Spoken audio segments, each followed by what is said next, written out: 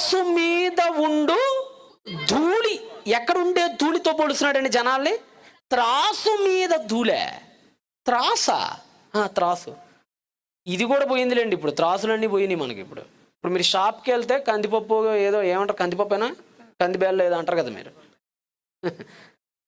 కందిబేళ్ళు ఏదో సంథింగ్ ఏదైనా సరే కొనడానికి మీరు వెళ్తారు కదా షాప్కి.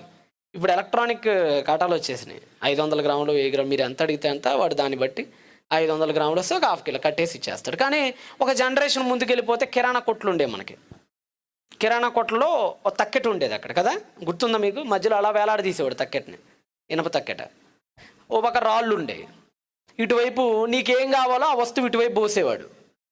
ఆ పప్పు ఏదో ఇలా ఇటువైపు వేసేవాడు. సరిగ్గా తూగింది అనుకోండి అది, అప్పుడు పొట్లం కట్టి ఇచ్చేస్తాడు.